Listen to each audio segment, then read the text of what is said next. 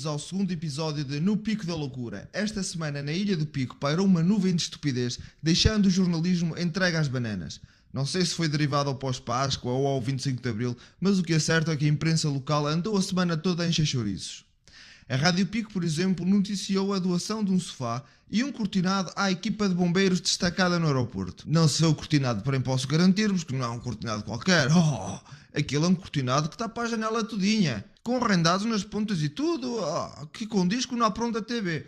Mas visto que isto é notícia, porque é que devemos ficar por aqui? Já agora, porque é que não havemos de falar da doação de bisnagas de iridoide a quem vai às finanças pagar as suas obrigações? Ou então, a doação de um par de óculos ao inspetor da Judiciária que anda a investigar o Presidente das Lajes do Pico? Ando a investigar o Presidente das Lajes do Pico? Então, e tem que estar, caramba, então o gajo vai pagar promessas políticas com o dinheiro dos contribuintes, o gajo, o boi, cara. Então não foi, cara, então ele me prometeu levar os balhotes lá ao Vaticano e depois quem pagou essa porra toda foi a Câmara, foi os contribuintes. Então estás a brincar com isto, ok?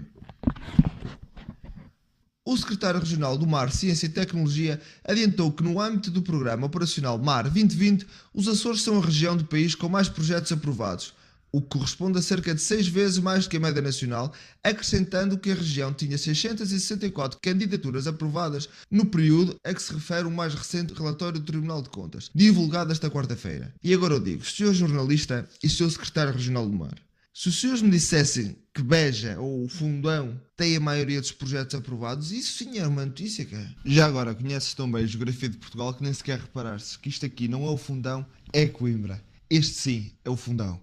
O navio da frota da Atlantic Line já foi lançado à água.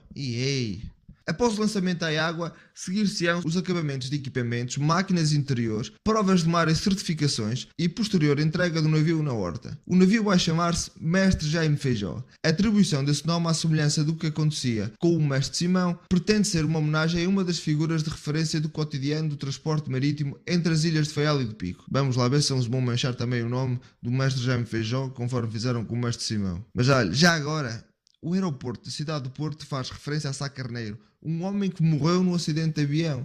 Fica a dica para os próximos barcos. Sei lá, um Titanic ou o carro. Está a decorrer o processo de alienação da Naval Canal, proprietária dos estaleiros navais da Madalena. E já está em fase adiantada e pode-se conhecer um novo epílogo até ao final do mês de junho. Não me perguntem o que é isso da alienação da Naval Canal, até porque a notícia não explicava muito bem isso. Porém, se eu entendi bem, acho que é o ET mais o Alien, vão fazer uma casa ali, vão construir casa ali onde era o estaleiro, não sei, parece. Foi criada a Escola do Mar dos Açores. Pronto, já está. Adiante. A diretora regional do Emprego e Qualificação Profissional destacou na horta que os mais recentes dados de emprego publicados pelo Instituto de Emprego e Formação Profissional voltam a revelar uma descida superior a 11% nos Açores, onde o número de inscritos nos centros de emprego também baixou em março face ao mesmo mês de 2018. Agora o que tu não sabes é que o número baixou porque o pessoal se pôs a andar daqui para fora e o que cá ficou foi absorvido pelos programas ocupacionais das câmaras municipais. O município das Lajes do Pico vai promover uma iniciativa de crise ambiental intitulada Lixo Zero no Mar, que visa a limpeza da orla costeira, bem como a zona balnear do Portinho, na freguesia das Lajes do Pico. Já daqui a 2 anos, quando for a altura das eleições, o povo das Lajes do Pico vai promover uma iniciativa de crise ambiental também intitulada Lixo Zero na Câmara, que visa a limpeza de todo o lixo que vagueia pelos corredores da Câmara Municipal das Lajes. O município de São Roque do Pico comemorou o 25 de Abril com uma homenagem aos 42 presidentes de junta de conselho eleitos democraticamente no pós-25 de Abril de 74. Na cerimónia que decorreu no Salão Nobre da Câmara Municipal de São Roque do Pico, Barque Silveira, presidente da autarquia, disse que foi uma forma de homenagear os principais atores do poder local, recordando que as juntas de freguesia, pela sua proximidade às populações, são o órgão que melhor condição tem para dar resposta às pretensões e anseios das populações. Então, para dar prémios a estes atores, acho que devíamos fazer tipo como os Oscars da Academia, tipo Oscar de maior rombo orçamental, Oscar Palavras Levas o Vento, Oscar Desviador do Ano, ou então Oscar Saco Azul, também ficava bonito. Esta semana foi também uma semana em que a PSP andou muito ocupadíssima após de ter um homem por conduzir sem carta, fiscalizar caixas automáticas de multibanco em que foi detectada uma infração por ausência de aviso de existência de sistema de videovigilância e ainda teve tempo para deter uma arma que se encontrava fora do seu domicílio autorizado. Por isso, a todas as espingardas que estejam a ver este programa, não voltei a dormir à casa de uma amiga. pode custar-vos a liberdade. No fim de uma semana de loucos, ainda penso como é que a PSP consegue gestir dias infernais como estes. Vamos a um pequeno intervalo, fiquem com a publicidade da semana e já voltamos logo de seguida com a peça principal. Andiamo a comandare. Calma, peraí! Cansado da vida política? Não aguentas o ritmo frenético do Largo do Rato? Queres energia? Compra Cava Coreia e aumenta o orçamento de Estado. Ilumina as pautas da Assembleia. Ganha o subido do Marcelo. Gera melhor a geringosa. Tem uma energia maior que deve. Aumenta a presença eleitoral. Precisas de energia? Cria publicações dos neurónios para que nunca mais esqueças o que prometeste em tempos de eleições. Cava Coreia! Cava Coreia! Cava Coreia! Recupera a memória e o peito para que não esqueças que o secretário de Estado é teu cunhado. Compra Cava Coreia! Bebe Cava Coreia! Dois pratos sem sangue e múmia acabada! Cava Coreia! Cava Coreia! Cava Coreia! Cava Coreia! Cava Coreia! Sente o poder da múmia!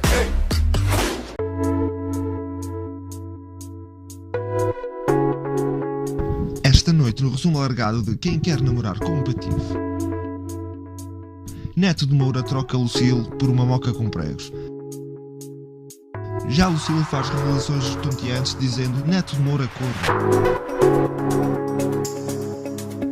José Sócrates, escritor mistério com relação abalada após Sócrates ter feito festa privada com o seu livro sem o convidar. Após esfolar milhares de portugueses, Ricardo Salgado vive às custas da mulher, levando a relação ao limite. Será desta Ricardo Salgado volta para o seu velho amor José Maria Richard? Chiquita Vusto rejeita Paulo Porter dizendo sempre que estávamos em momentos de intimidade, ele dizia-me sempre, venham de lá os submarinos. História de António Costa e Mário Centeno perto da separação após o interferimento de Assunção Cristas. Será este o primeiro passo de uma linda coligação? Tudo isto e muito mais hoje à noite com o nosso apresentador preferido, Cláudio Ramos, num resumo alargado de Quem Quer Namorar com um Patife.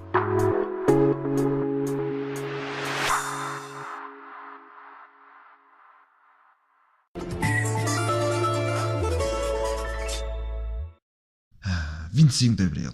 Para quem não sabe, este foi o dia em que os militares se lembraram de fazer um cortejo alegórico com as suas carripanas blindadas por toda a cidade de Lisboa e à boa moda hippie usaram flores com uma dor na G3. Tudo na Revolução parece um filme.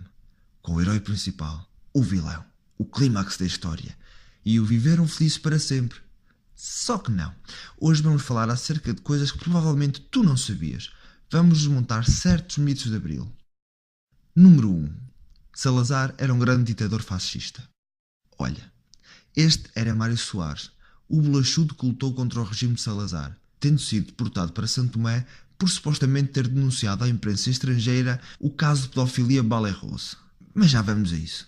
Mesmo assim, após tudo isto, ouçam as palavras dele acerca do grande fascista Salazar. Marcelo Caetano era muito mais fascista, propriamente dito, do que o Salazar. Nunca foi propriamente fascista. Era assim uma coisa, mas não era. Número 2. Vivia à grande e à francesa. Muitos são aqueles que pensam que, por Salazar ter sido ditador, vivia à grande e à francesa à custa dos contribuintes. Mais uma vez, vamos ouvir aqui o Bolachas e perceber melhor essa história. Eu fui sempre inimigo de Salazar, o meu pai foi também inimigo de Salazar, lutámos sempre contra o Salazar. Mas teve uma virtude, é que nunca mexeu nos dinheiros públicos. E isso é extremamente importante.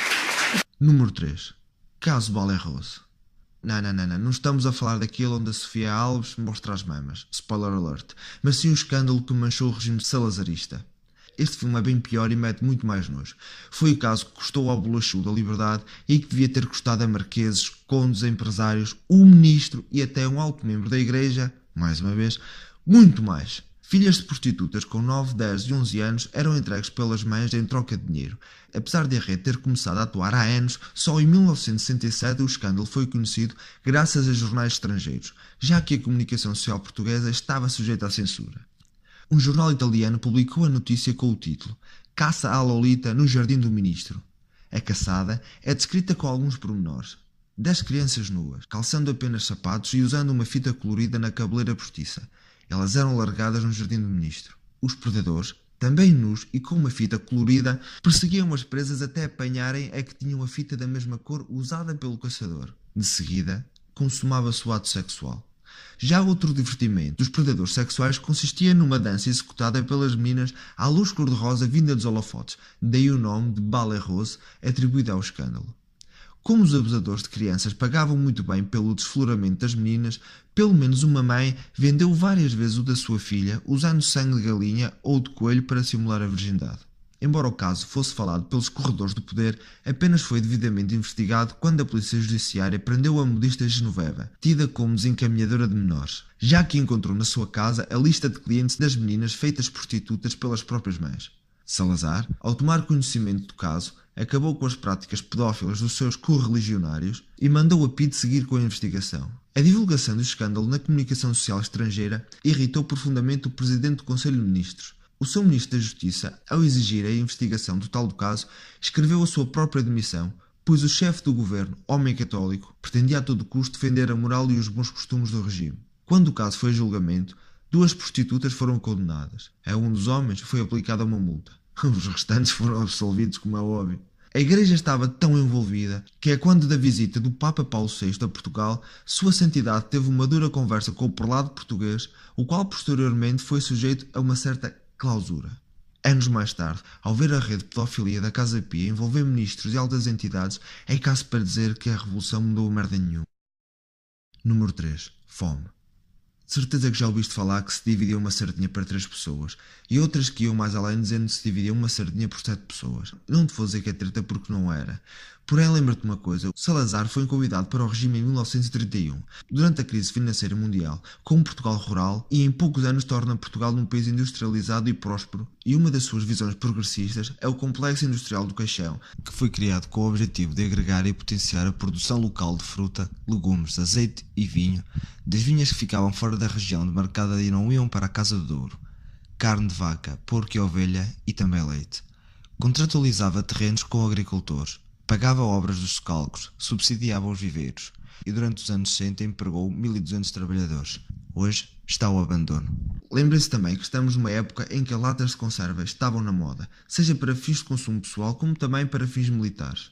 Durante a Segunda Guerra Mundial, com uma Europa totalmente destruída, a natural e óbvia escassez de produtos levou à fome em todo o mundo. Enquanto em Portugal se dividia uma sardinha por 3, havia legumes e animais para compensar. Só não havia outros bens porque também não havia petróleo em tempos de guerra. Não havia fartura, mas muito menos havia fome como havia no resto da Europa. Em Moscou, por exemplo, eram várias crianças que pediam na rua esfomeadas. A polícia francesa distribuía pão aos espanhóis. Por todo o mundo a comida foi racionalizada e em muitos países durante a guerra morreu muita gente à fome por não restar ervas, animais ou até pássaros para comer. Mas em Portugal nunca tal aconteceu. Em Inglaterra as pessoas refugiavam-se nos túneis e comiam os ratos. No ex-bloco soviético morreram mais de 6 milhões de pessoas à fome. Mas mais uma vez, Mário, diz lá a tua justiça. Mas fome como há hoje, é que toda a gente diz na televisão, ai, não tenho dinheiro para comprar pão, não tenho dinheiro para comprar nada, tenho que ir pedir o alimento que há, vou aos caixotes de lixo, ver se exploro. Alguma vez viu isto em Portugal? Eu tenho 88 anos, nunca vi. Sinceramente, nunca vi, nem no tempo de Salazar. Número 4. Salazar criou o povo ignorante.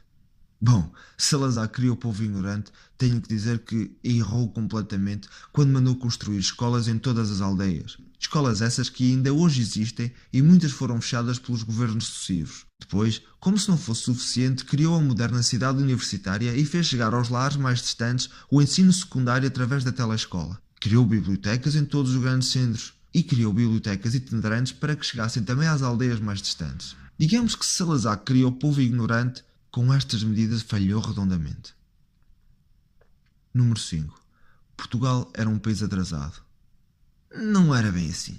Salazar mandou construir autoestradas, não tantas como o Cavaco. Já agora, sabias que o Cavaco Silva pertencia à PIDE? Bom, adiante.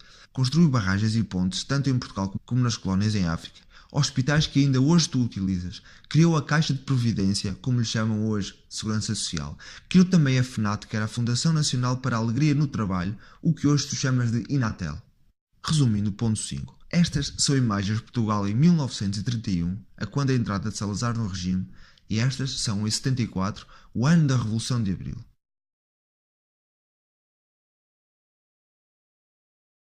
Número 6. Foi uma revolução sem tiros e sem sangue. Bem, essa então é que é mesmo mentira. O golpe de Estado não teve só os escarlatos escravos a dar-lhe cor. Teve também o sangue de 4 pessoas assassinadas às mãos dos últimos fascistas que guardavam a PIDE-DGS no seu canto de cisne, dentro da sede nacional da política, na rua António Maria Cardoso, em Lisboa. Pelas 8h20 saiu uma saraivada de tiros que tirou a vida a 4 pessoas. A João Guilherme de Rego Arruda tinha 20 anos, estudante de filosofia, natural da Ilha de São Miguel, Açores. A Fernando Luís Barreiro dos Reis, 23 anos, soldado na 1ª Companhia Disciplinar de Pernambuco, natural de Arranhó, Arruda dos Vinhos, pai de 2 crianças. José James Hartley Barneto, 38 anos, escriturário do Grêmio Nacional de Indústrias de Confeitaria, natural de Vendas Novas, Alentejo, deixou 4 filhos. Fernando Carvalho Jasteira, 17 anos, natural de Vareia de Jales, Vila Pouca de Aguiar, empregado de mesa na boate Cova da Onça, em Lisboa. Mas havia de morrer mais gente nesse dia, nessa rua. António Lage, 32 anos, funcionário da PIDE e da DGS, não era um agente da PIDE, era um administrativo, um moço dos recados. Foi morto pelos militares revolucionários por volta das 9h20, já depois de se ter entregue. Tentou fugir, correr para casa, que era a poucos metros dali. Mas as centenas de pessoas que se acotovelavam na rua gritaram-lhe a sentença. Disseram: matem-no! E então alguém o executou. A 26 de abril de 74, ali bem perto da rua, em plena Baixa Lisboeta, uma confusão leva os militares a disparar contra uma coluna de carros da PSP, por acharem que os agentes iam investir contra os manifestantes, no Largo de Camões, em Lisboa. Manuel Cândido Martins Costa, 25 anos, polícia de choque, foi fatalmente atingido nos pulmões. O que é certo é que até hoje a identidade dos assassinos destas 6 pessoas permanece uma incógnita. A quem é que convém esta Revolução de Abril? Um ano antes, em 1973, Marcelo Caetano, devido a pressões internacionais, tinha iniciado conversações tendo em vista negociações pela entrega das colónias e declara por decreto de lei o fim das diuturnidades, levando a cortes nas progressões e aos altos ordenados dos militares de carreira. Então, em março de 74, os militares organizam sem sucesso a Revolta das Caldas. Isto foi notícia nos mídia internacional, que atraiu abutres estrangeiros. Quem eram os abutres? Com o desenrolar da Guerra Fria, o Império Português incomodava. Primeiro por possuir riquezas imensas, como petróleo, diamantes, urânio e wolframio, e depois por não ser influenciável. Então era essencial que o Bloco Capitalista Americano e o Bloco Comunista Soviético destabilizassem o país. Hoje, sabemos que as guerrilhas nas colónias eram armadas pelos Estados Unidos da América e também pelos russos, e que assim que saímos de Angola, entraram os comandos cubanos que, como sabemos, são comunistas. Mas como é que a gente chegou aqui? Como é que isto aconteceu? Otelo Saraiva de Carvalho, um dos capitães de Abril, disse publicamente que Portugal precisava de outro homem honesto como Salazar. Então, mas afinal, qual era o motivo da Revolução de Abril? 4 dias antes, Mário Soares reuniu-se em Paris com Álvaro Cunhal, onde decidiram que iam fazer a liquidação dos monopólios, a reforma agrária, as antiliberdades, a independência das colónias, a equivalência dos salários portugueses ao resto da Europa, basicamente tudo aquilo que a Revolução, depois de feita, defendeu. O problema é que no dia 25 de Abril, Marcelo Caetano entregou a rendição ao general António Spínola e este foi eleito pelos seus camaradas para Presidente da República após a criação da Junta de Salvação Nacional. E então, António Spínola, quando se reuniu com Álvaro Cunhal e Mário Soares, foi bem explícito. As colónias eram para se manter, a guerra para acabar porque não era forma de continuar a progressão do país. E disse também que não iria haver partidos e que não devia haver nenhum símbolo comunista no país. Dito isto, é óbvio que o zarolho não durou muito, e então, em dezembro do mesmo ano, ao ver Mário Soares que vendia o país e as riquezas aos capitalistas americanos, e Cunhal que fazia o mesmo com os soviéticos, decide organizar uma manifestação chamada A Maioria Silenciosa, que falhou por completo, porque a Copcon, junto com o Ministro da Defesa Mário Miguel, e também com o conhecimento de Costa Gomes, que viria a ser Presidente da República após Spínola, prenderam os envolvidos na organização da manifestação. Após o fracasso, Spínola demite-se do cargo de Presidente da República, sendo substituído por Costa Gomes. No discurso de renúncia, António Spínola denuncia certas políticas do governo e prenuncia o caos, a anarquia e novas formas de escravatura. Conclusão.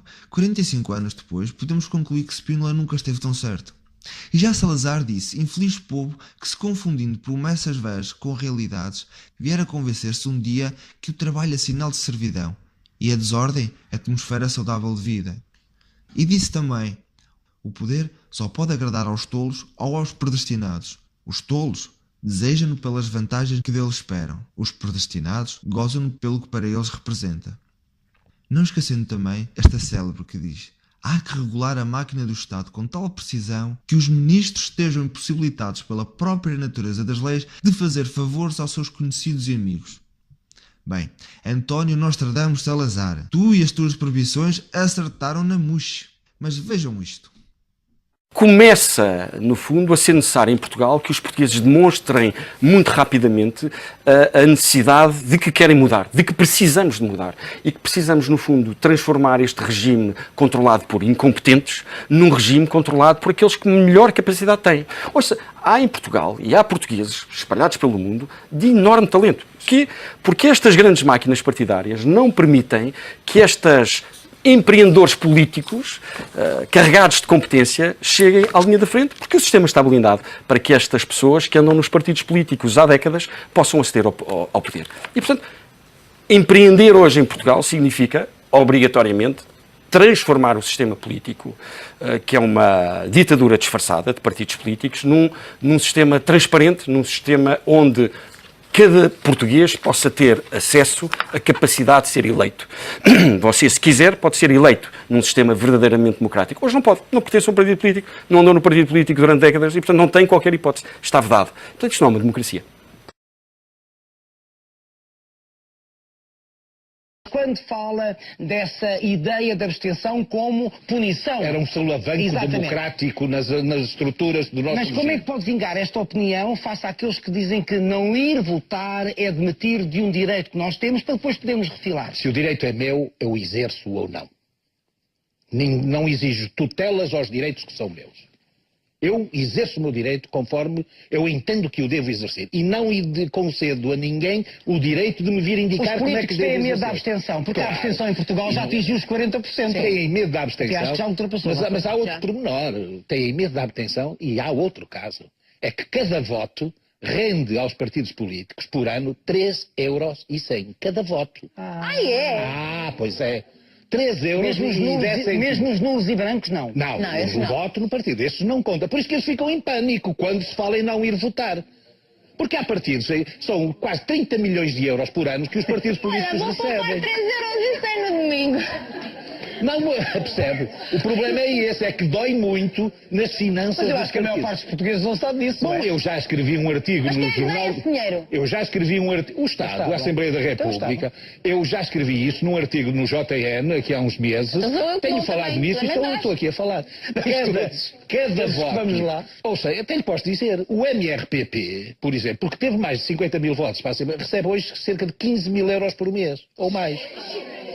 O MRPP, o Partido dos Animais... E não está representado na Assembleia. O Partido dos Animais recebe 12 ou 13 mil euros por mês, porque teve mais de 50 mil votos. Por mês. Porque teve 60 mil ou não sei quanto, e isso por ano dá 100 e tal mil. Vamos digerir tudo isto e passamos aqui 4 minutos de pausa, já voltamos. O problema é que as pessoas não sabem. O problema é que as pessoas não sabem. O problema é que as pessoas não sabem.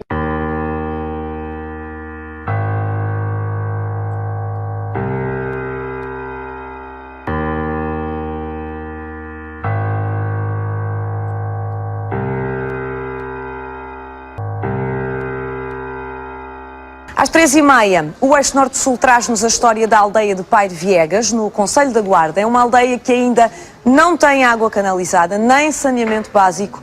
Uma realidade em pleno século XXI, e esta aldeia continua a perder gente por causa da falta destas condições básicas.